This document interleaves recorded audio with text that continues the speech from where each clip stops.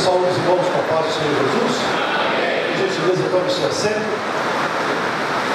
Estou muito feliz, irmãos, pelo privilégio e a oportunidade que Deus está me dando de estar com os irmãos, mais uma vez, aqui em São Bernardo do Campo.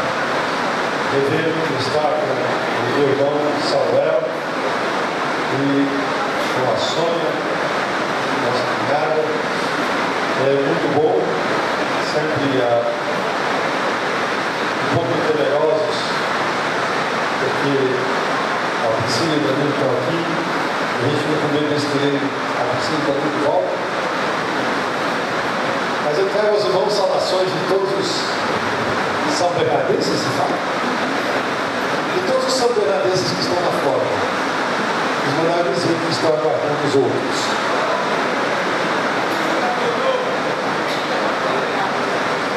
Vai conosco, Jesus.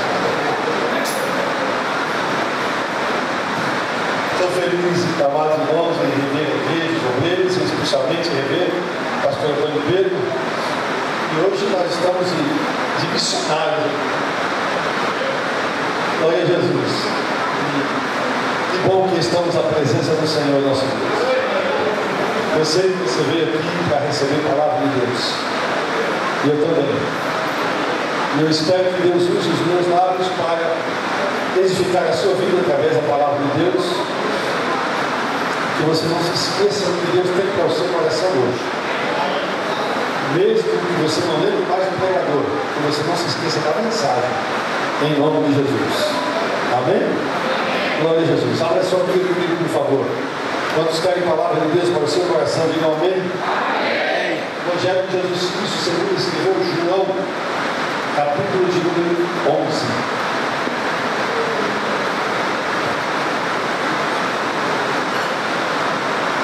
Evangelho de Jesus Cristo, segundo escreveu João, capítulo de número 11.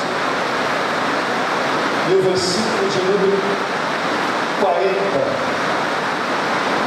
João 11 e 40. Estamos juntos? Deixa chover. Só pede para chover do tempo também.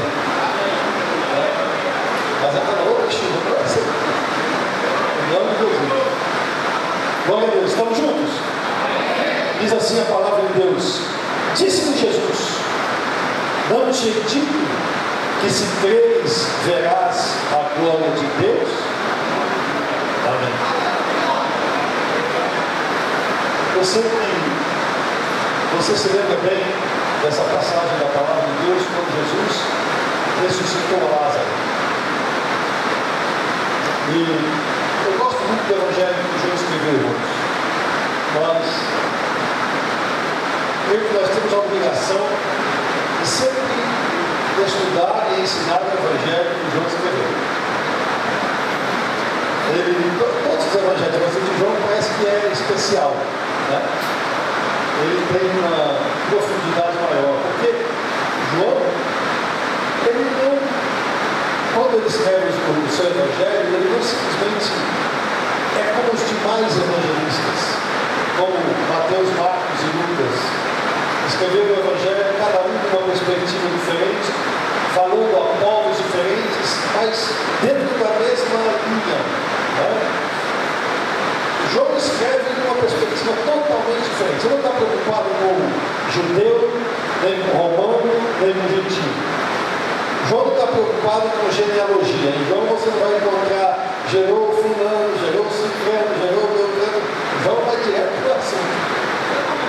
João vai direto no ponto. Né? João, eu imagino que João escreveu o Evangelho que, na maioria das vezes, parece ser o mais simples de todos. Ele não conta muitos milagres de Jesus, alguns milagres apenas do Senhor Jesus.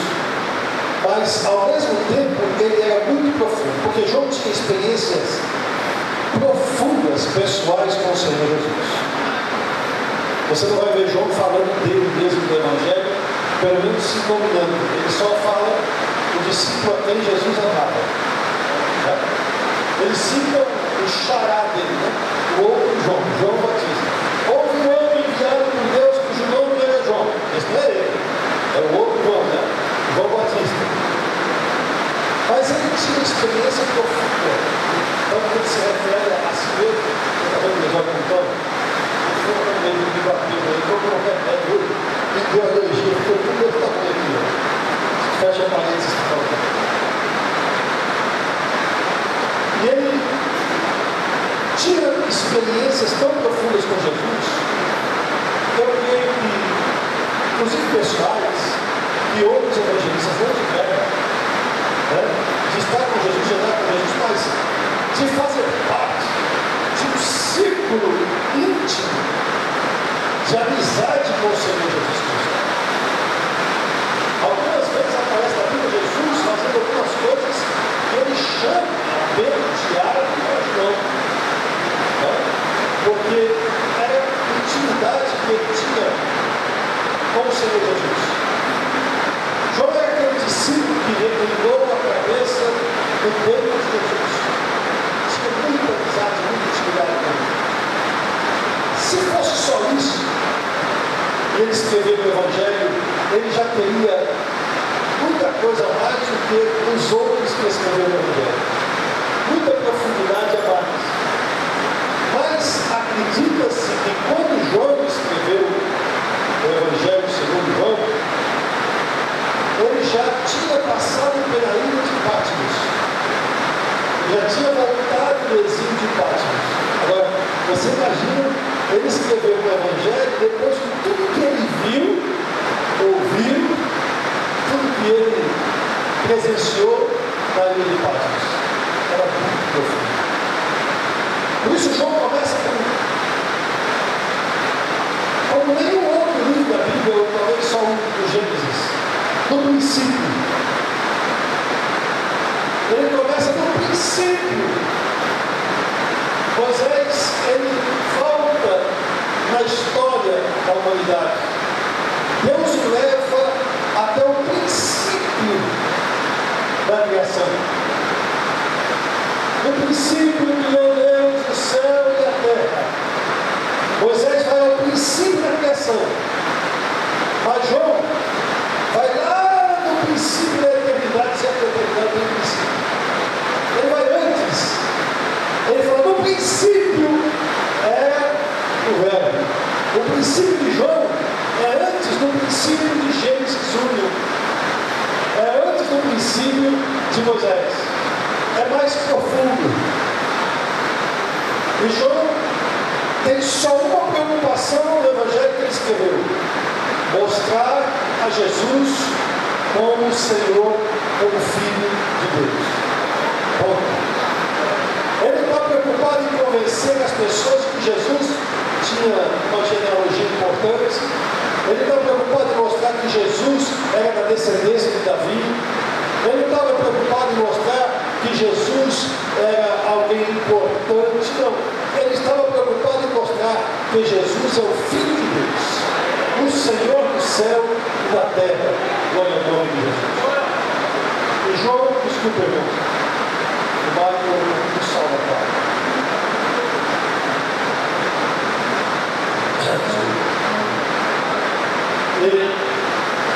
João começa no princípio, antes de tudo, era o verbo. O verbo no original, o grego, é logos. Todos nós aprendemos já isso, né?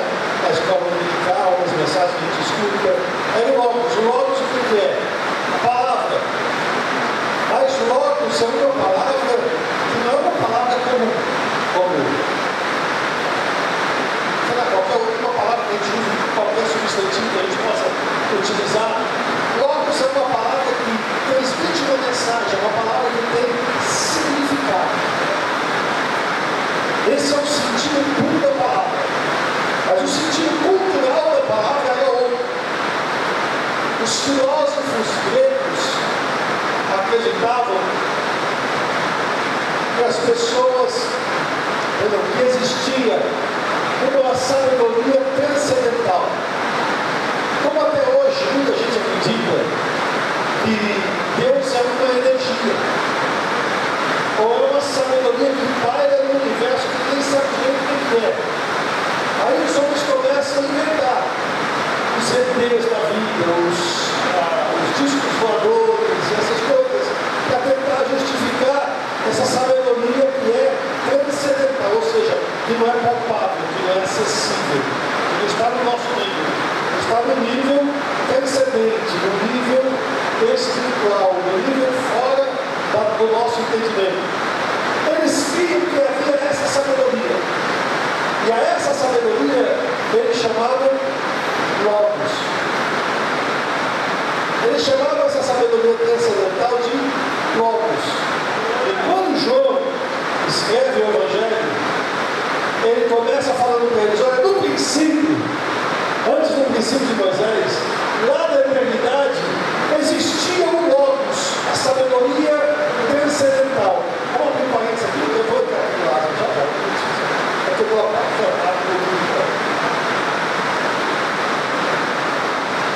Então, havia a sabedoria transcendental, o Logos. Aí você vai para a palavra de Deus, no livro de Provérbios, o Senhor fala assim: quando eu fiz todas as coisas, estava comigo a minha sabedoria. Jesus é a sabedoria de Deus. Jesus é aquele que estava com Deus no princípio, fazendo todas as coisas. Ele é a aplicação do poder, da glória de Deus na criação, na efetivação de todas as coisas. A sabedoria de Deus, Deus Jesus. Estava comigo a minha sabedoria. Ele disse: então, essa sabedoria, Deus, no princípio existia a sabedoria, esse Logos. E o Logos estava com Deus. João já começa a desmistificar tudo. Esse negócio que vocês acham que é uma energia, que não sei o quê, não tem nada de energia, é uma pessoa. Deus não é uma energia, Ele é uma pessoa. Deus não é uma influência, Ele é uma pessoa. Deus não é um livro, Ele é uma pessoa. Deus não é um grupo de mandamentos, de conduta, Deus não é um código de ética, Ele é uma pessoa que anda, que fala, que escuta, que se movimenta, que tem poder, que tem sentimento. Deus ama, Deus fica com raiva, Deus se aperreia. A Bíblia diz que todo dia Deus se ira.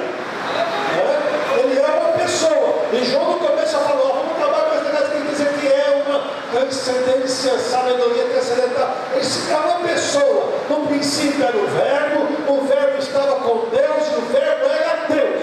Bom, ele estava no princípio com Deus.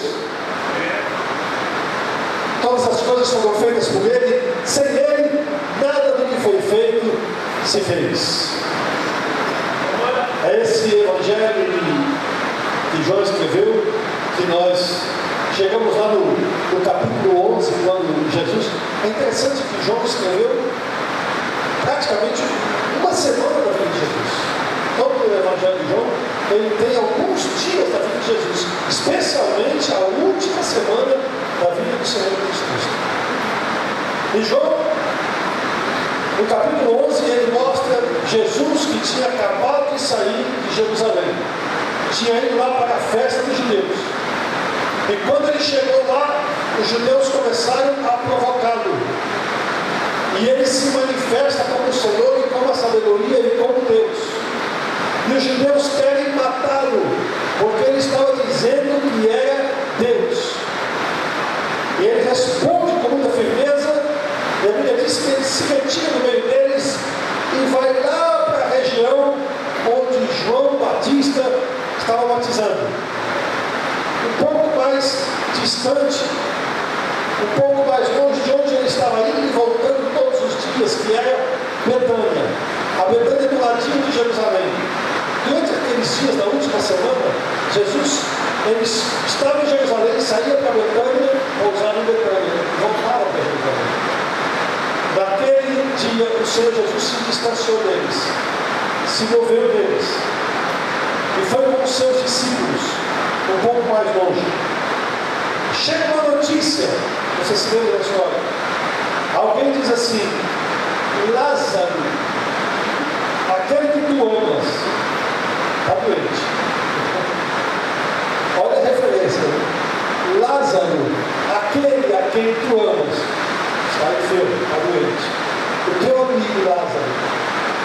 aquele que você ama, ele está doente. Lázaro não foi a única pessoa que Jesus ressuscitou. Jesus ressuscitou o filho da viúva de Naim. Jesus ressuscitou a filha de Jairo. Talita cum, lembra? Menina, tititico, levanta e anda. Ressuscita o filho da viúva de Naim. Ele sai do caixão, levanta e sai andando. Não sai andando. Mas a ressurreição de Lázaro tem algo de especial. A história de Jesus com Lázaro não começa na enfermidade de Lázaro. Ele já tinha uma história. Sempre que Jesus passava por aquela cidade, ele parava na casa de Marta, Maria e de Lázaro. Ele tinha uma amizade com a família, ele tinha comunhão com a família, ele se hospedava em Betânia. Havia um relacionamento pré-existente entre Jesus, Lázaro, Marta e Maria. E é muito importante que nós entendamos isso aqui para entender a complexidade desse texto, que parece simples, né? Mas parece simples, apenas parece. Porque se você não entender bem, você pode pensar que Lázaro era uma pessoa qualquer. Chamaram Jesus porque tinha um tal de Lázaro que estava doente e depois ele morreu. E Jesus foi lá e ressuscitou. Não é bem assim. Além de Jesus já ter um relacionamento de amizade com eles, em comunhão, além de tudo isso, Lázaro não era uma pessoa comum. Ele era uma pessoa, que tipo de pessoa que vem para a igreja quando tem alguém doente? Aquele tipo de pessoa que vem para a igreja quando a filha está com problema e não sabe como resolver. A família não sabe como resolver. Aquele tipo de pessoa que está querendo um favor de Deus numa situação difícil, depois eles passam a voltar à vida velha e esquecem que existe igreja. Esquece que existe pastor, esquece que existe círculo de oração, escola dominical, culto de ensino da palavra de Deus. Esquece de tudo isso porque já alcançou resposta, daquilo que ele queria. Então, porque às vezes o casamento está acabando e aí, com a porta do divórcio, então começa a vir para a igreja para mostrar para a esposa que ele está bem agora, que ele vai ficar firme na igreja, não vai ter problema. Aí depois volta tudo como antes. Lázaro não era isso. Lázaro servia a Deus quando tudo estava bem ou quando tudo estava mal. Ele servia a Deus em qualquer circunstância. Maria ficava aos pés do Senhor Jesus Cristo, ouvindo e aprendendo. Ela era uma adoradora, aquela que amanhece o dia adorando. Maria estava sempre aos pés de Jesus. Aí, antes que as coisas mudassem, eles entrassem em problemas, eles já adoravam a Jesus. Eles não procuraram Jesus quando as coisas ficaram ruins, quando a coisa mudou. Eles já amavam e já adoravam ao Senhor Jesus Cristo. Isso nos leva, irmãos, a um ponto importante. É que mesmo aqueles que amam ou adoram a Jesus, aqueles que têm uma conduta de crente em santidade, santidade fala do nosso comportamento, de como é que a gente se comporta, como a gente fala, como a gente negocia, como a gente se porta em casa. A nossa conduta fala de santidade. Santificação fala da nossa consagração, da nossa separação para Deus. É você deixar de fazer aquilo que você pode fazer porque você quer estar perto de Jesus. Porque você quer estar junto com o Senhor Jesus Cristo. Eu não sei se você faz isso de vez em quando, mas não faz? Eu gosto de dizer, de lembrar que o segredo do sucesso na nossa vida, em qualquer área, é a vitória. Sucesso é autoajuda. O segredo da vitória na nossa vida. Quem tem sucesso, O segredo da vitória na nossa vida está diretamente relacionado com a nossa vida devocional.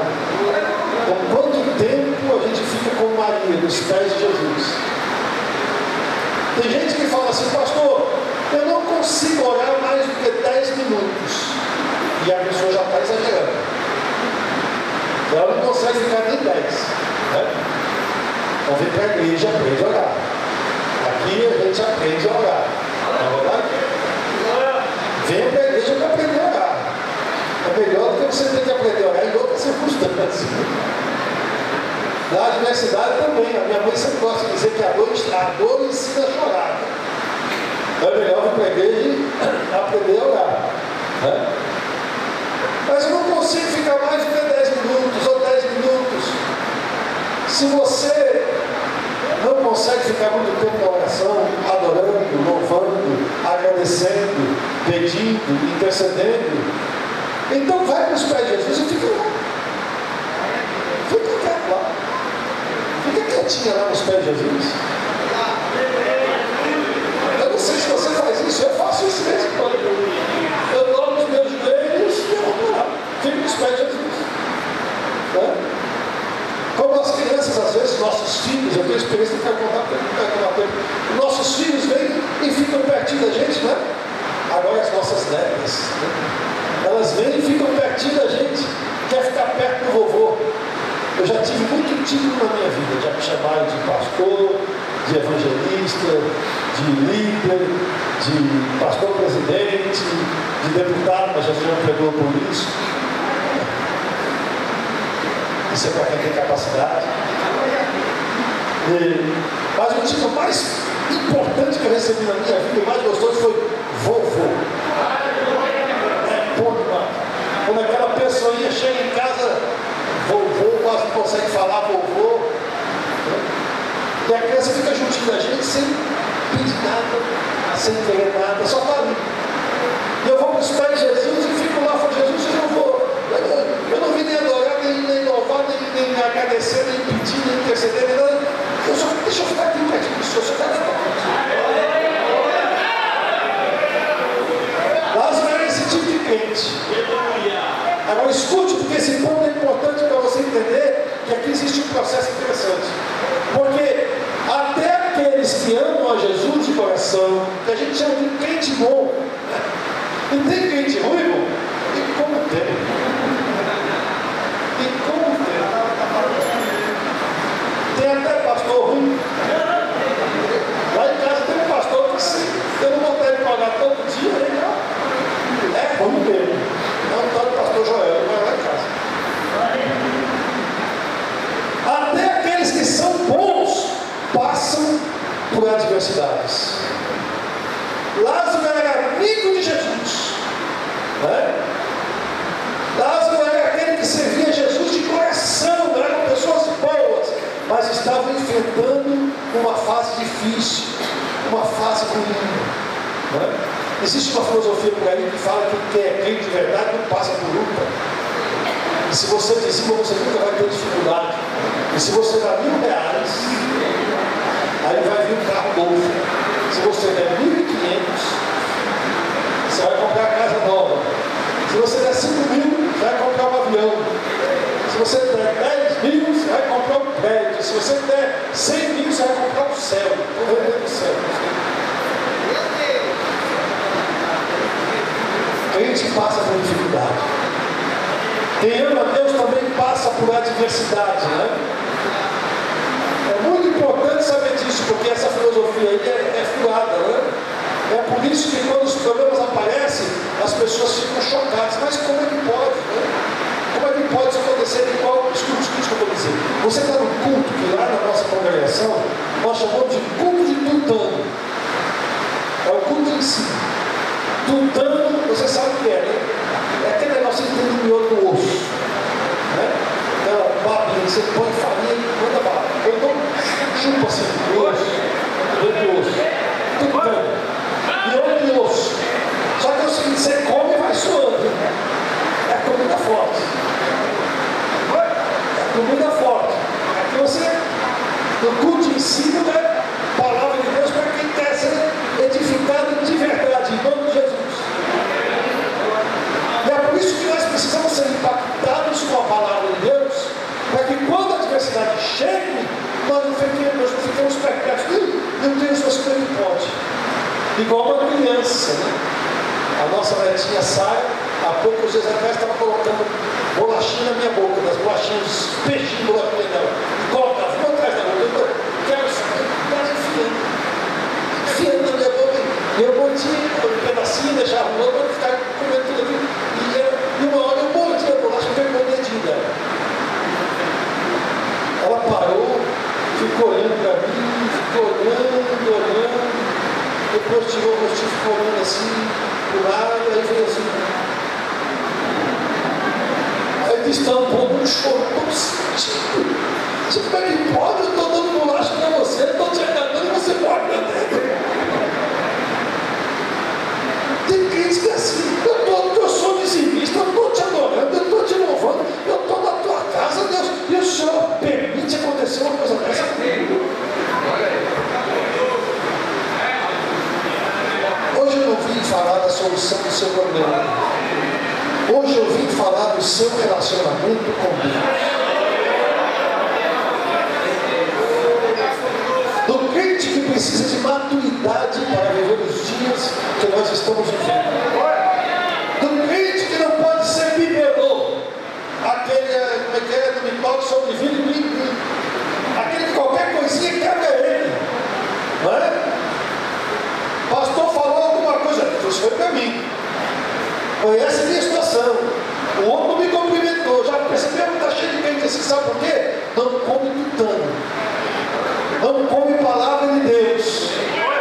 Acha que a vida vai ser colorida e bonita para ele. Cuidado com esse negócio de colorida aí. O pessoal do ex-combatente está usando tudo colorido. Acha que nunca vai ter problema, não, que tudo bonito não, que... Meu irmão, nós estamos numa guerra. A nossa paz é no céu, a paz perfeita, completa, vai ser lá no céu. Enquanto nós estamos aqui, nós estamos na guerra, em nome de Jesus. E crente não pode ser cheio de benzinho. Então hoje eu não vou na igreja. Então eu não vou nem na igreja porque aconteceu isso hoje. Olha que decepção. Eu passei uma luta tão grande no trabalho hoje que eu nem vou na igreja. Eu cheguei no trabalho com uma dor de cabeça tão grande que eu não vou nem na igreja. Eu estou com a dor de cabeça. Ai, mas olha, eu estou com dor na moela, dor na titela, dor na costela. Eu não vou na igreja não, porque eu estou... Meu irmão, aqui é lugar de ser curado. Aqui é lugar de parar. Aqui é lugar de resolver problema. É aqui na presença de Deus. Estamos no tempo de ter crente de verdade. Crente que na adversidade adora. Crente que na luta louva. Crente que se levanta e canta para o Senhor em nome de Jesus. Mesmo que vai cantando e vai chorando. Você vai cantando e a voz vai misturando com lágrimas, você vai engolindo, mas vai louvando ao Senhor nosso Deus, porque sabe que o Senhor ele convive e que por fim se levantará logo no mundo. A gente fica abalado, com medo, surge um problema, a gente fica com medo. Qualquer coisa, às vezes o diabo bate o pé, a gente começa a tremer. O que foi, meu irmão? Não, está acontecendo aqui. É porque, olha, eu não sei como é que vamos sair dessa. Olha que situação. Pelo amor de Deus, meu irmão. Pelo amor de Deus. Olha, eu tinha um amigo lá, que o senhor ele está morrendo. Ele está morrendo. Jesus ficou lá. Sabe o que ele ficou fazendo onde ele estava? Sabe o que Jesus estava fazendo lá? Ele estava dando um seminário sobre relacionamento. É isso? Não estava nada. A Bíblia não fala que ele estava fazendo nada. Ele ficou lá fazendo nada. O homem está morrendo. É um amigo dele que ele ficou lá. Continuou lá. Está na hora de crente amadurecer. Está na hora de crente confiar em Jesus de perto e de longe. Está na hora de crente saber que Ele está presente em qualquer lugar. Está na hora de confiar no Senhor. Né?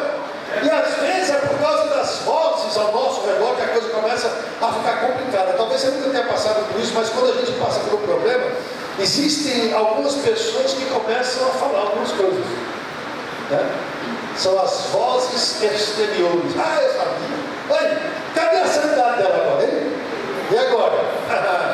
Quem planta colhe, filhos sois e pais serás. O que plantares colherás. Né? Eu já vi isso há muito tempo atrás que eu já vi esse negócio aí, essa aparência de santidade, parece isso mesmo. Né? Eu pensava que era tão santo, pensava que era tão espiritual, falando língua poderosa, cheia do reteté e tal. Cadê?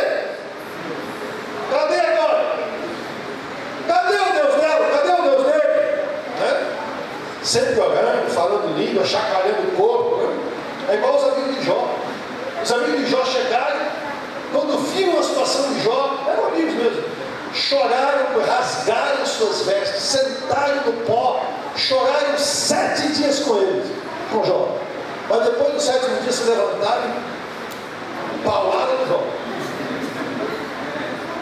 Bateram no Jó com vontade. Chamavam Jó de pecador. Você tem que ter pecado, tem que ter alguma coisa errada na sua vida, não é assim? As pessoas só tem que ter, não, ali, olha, ali tem alguma coisa errada, não é possível. A pessoa está passando essa luta porque tem alguma coisa errada na vida dela. Ainda sugere isso em nome de Jesus. Não, é o Senhor, Deus, né? E agora sugere que sabe o que você fez para estar na situação que você está. Mas isso aí é porque certamente Deus não se agradou daquilo lá. Porque Deus não se agradou daquilo. Deus é juiz da sua alma. Juiz do que você é, né? Mas a palavra de Deus diz que muitas são as aflições dos justos, mas o Senhor o livra de todas. Deus o livra de todas elas. Mas pior do que isso, irmãos, das pessoas que ficam falando ao nosso redor, são as vozes que falam dentro de nós.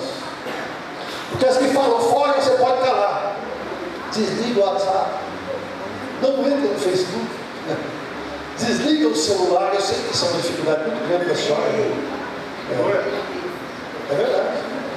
Minha sogra toda santa ceia pede perdão porque está viciada no WhatsApp, no Facebook. E se ela não pedir perdão, eu estou vivendo com ela o tempo todo. Eu não deixo ela tão cedo. Pior do que as vozes exteriores são as vozes interiores, né? A gente pode conviver com a confusão do lado de fora, mas com barulho de trem na cabeça é difícil, gente. Aquilo parece que é acusando a gente, a culpa é sua. Foi você mesmo que causou isso. É claro que você tem que ter uma razão para isso acontecer. Deve ser alguma maldição. Alguém jogou maldição em você. O outro fala, você é maldição hereditária. É porque meu avô era assim, meu pai era assim, meu irmão era assim, eu sou assim, meu filho vai ser assim, meu neto vai ser assim.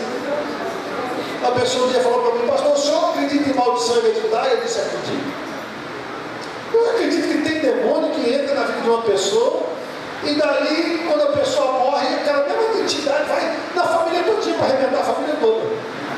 É hereditário, vem de pai para filho, porque o demônio está trabalhando na família até o dia que a pessoa nasce de novo. Aí já é outra família. Agora nasceu não da carne, mas nasceu da água e do Espírito. E nenhuma condenação há para aqueles que estão em Cristo Jesus. E já não anda mais segundo a carne, mas anda segundo o Espírito. A missão hereditária pode pegar no ímpio, mas lavado no sangue de Jesus não pega. Em nome de Jesus. As vozes de dentro, onde é que está Deus? Eu sei que você é um cristão muito bom para admitir que você está questionando Deus, mas quando você entra sozinho no carro, você diz, eu olho para o lado e não te vejo, Deus. Olho para o outro e não te vejo, Deus. Olho para cima e não vejo Deus. Um dia um pastor falou para mim, pastor, eu sei que Deus existe. Eu falei com Deus e disse, Senhor, eu sei que o Senhor existe, porque eu creio que o Senhor existe, eu conheço a tua palavra, mas eu não sinto a tua presença em nenhum momento, em nada da minha vida, na circunstância que eu estou vivendo. De tão difícil que é a situação que ele estava passando. Agora eu quero repetir, eu não vim aqui falar da solução do seu problema, eu vim aqui falar do seu relacionamento com Deus, do seu relacionamento com o Senhor Jesus Cristo. Onde é que está Deus? Não é? E é nesse conflito e vozes internas e externas que às vezes a gente tem que entender que as coisas ruins também acontecem para as pessoas boas, as pessoas que amam a Deus. E você diz, eu estou abençoado por Deus enquanto eu permanecer fiel. Aí a palavra de Deus diz que nenhuma arma preparada contra ti prosperará. Isso, gente, não é coisa para a gente simplesmente, irmãos, para a gente se alegrar, ou simplesmente para a gente, glória a Deus, a gente, com nenhuma arma, você recita isso, nenhuma arma prosperada contra mim prosperará, o Senhor vai quebrar, o Senhor, meu irmão, Você tem que se conscientizar disso. O nosso culto não é emocional até que ele seja racional. Paulo falou para os romanos assim: olha, eu peço para vocês, pelo amor de Deus, rogo os irmãos pela compaixão de Deus, que apresenteis os vossos corpos em sacrifício santo, vivo e agradável a Deus, que é o vosso culto racional. Por que nós damos glória a Deus e nos alegramos? Porque a palavra de Deus vem e nós raciocinamos, nós entendemos, nós não fazemos um culto emocional para Deus antes que ele seja racional para nós. Eu sei quem é Jesus, eu sei quem sou eu sei quem eu era, eu sei onde eu estou, eu sei o que eu estou fazendo, eu sei por quê que eu levanto a mão e glorifico o nome de Jesus.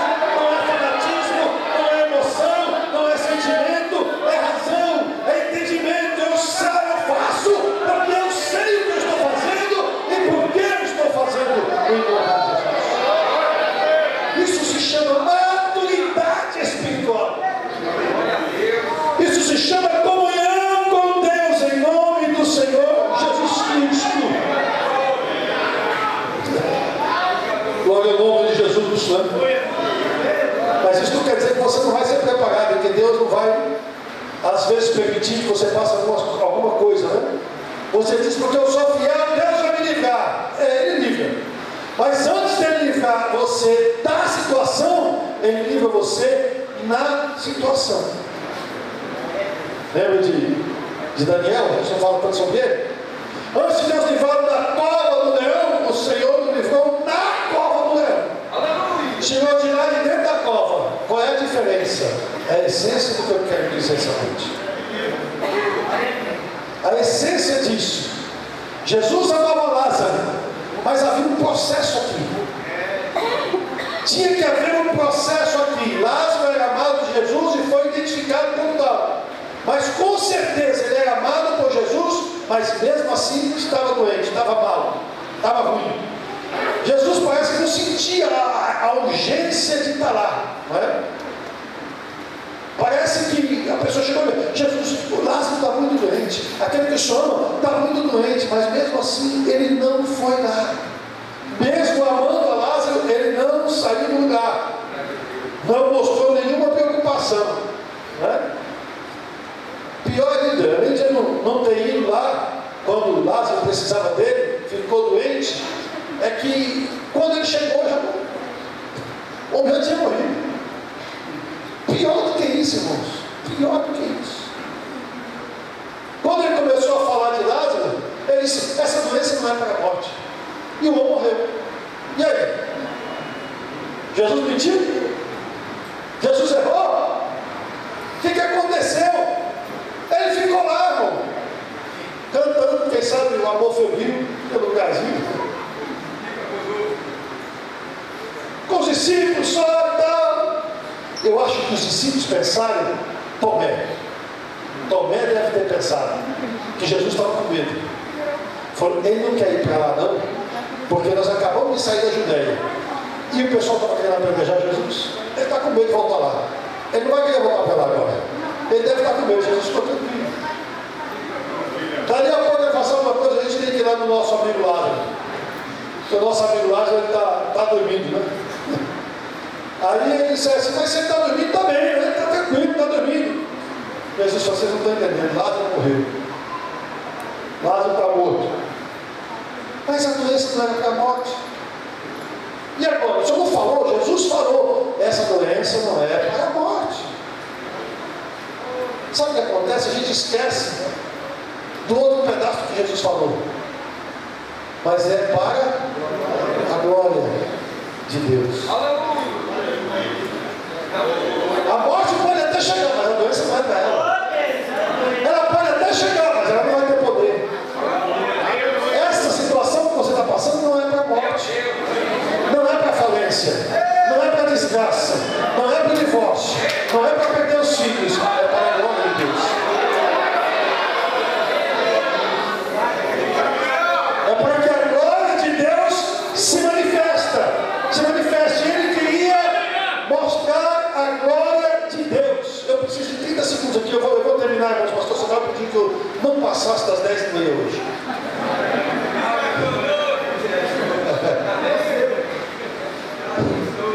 A glória de Deus, irmãos, quando a Bíblia está se referindo à natureza de Deus, aquilo que Deus é. Quando Jesus disse assim, isso é para que se manifeste a glória de Deus, ele estava falando alguma coisa muito profunda.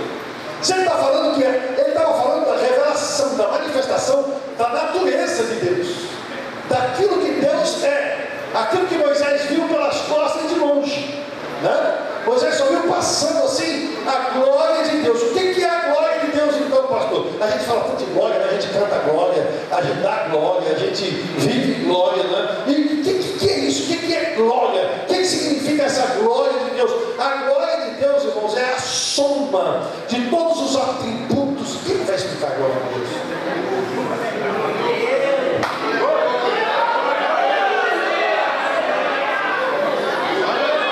Você já viu na Bíblia como tem tanta metáfora na Bíblia, né?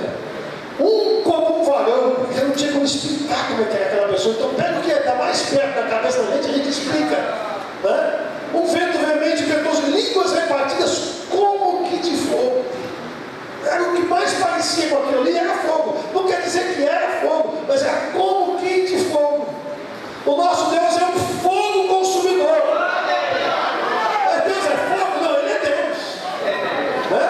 Ele é Deus, mas o que mais parecia para a pessoa que estava expressando era um fogo consumidor. A glória de Deus é você juntar a eternidade, onisciência, onipresença, autoridade, poder, tudo isso, todo aquele poder que Deus tem, tudo, você junta tudo isso em uma pessoa só, Deus. Isso é a glória de Deus. É por isso que quando a glória de Deus se manifesta, a natureza, o homem, o universo não aguenta. Não aguenta. Porque a glória de Deus é muito grande.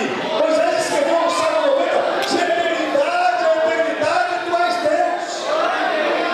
A Bíblia diz que o céu é o trono de Deus e a terra o quê? Estrada nos seus pés. Imagina. Como é que pode uma coisa dessa? Um Deus tão grande, tão poderoso. O sumo sacerdote entrava no lugar santíssimo, Santo dos Santos, e eles usavam uma palavra para a glória que era revelada naquele lugar, Shekinah. A glória de Shekinah era a glória do Santo dos Santos, mas não era a plenitude da glória de Deus. Que se a plenitude da glória de Deus entrasse ali, por mais santo que o sacerdote tivesse, ele não aguentava, porque ele ainda não era lavado no sangue de Jesus.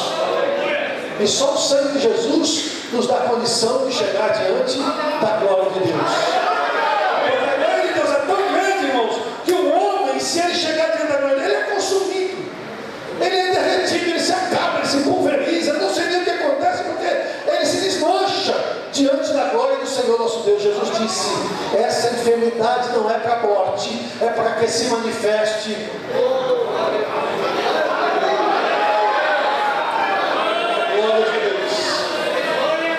a glória de Deus.